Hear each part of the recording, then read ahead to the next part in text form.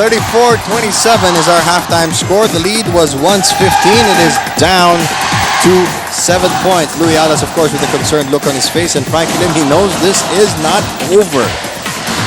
Well, San Beda had trouble scoring the last 3 minutes of the second quarter, and that enabled letran to mount a comeback and have the lead from 14 points down to 7. So putting themselves in a better position come the second half. In fact, letran also had a chance to cut the lead to 5 in the last play, but they were just unlucky to get the ball.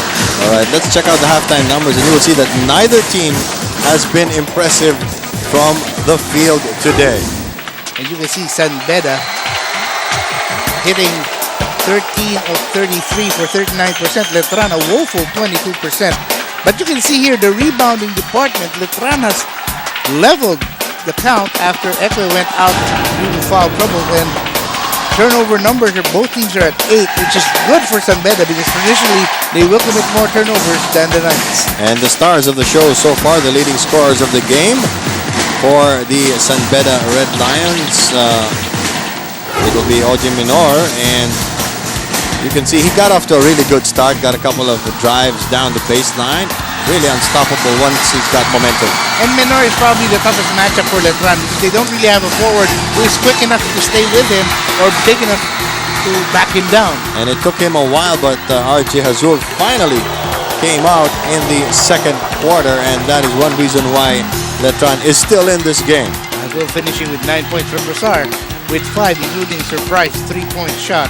On the other hand, Gamalinda smoking in the first quarter when he had 8 of his points there, all 8 of his points, while Escobar has been steady all throughout. All right, Butch, some notes for the second half. What does letran have to do to overcome this deficit? Well, sabi nga natin, it's important for them to keep San Beda scoring low.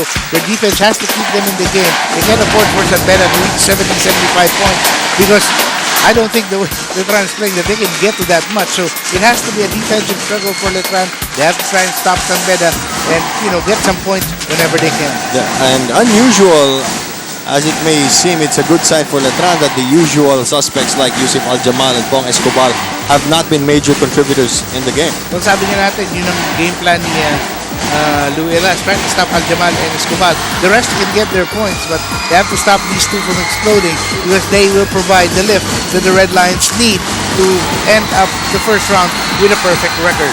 How big a factor do you think foul trouble will be for San Beda? Well, for San Beda, Ekwe already has 3 fouls, and every time he goes out, letran is emboldened to attack the basket more. Even though Marcelo's been doing his best Ekwe impersonation with his shot blocks and his rebounds, iba pa rin eh. Iba yung intimidation na binibigay ni Sam Ekwe.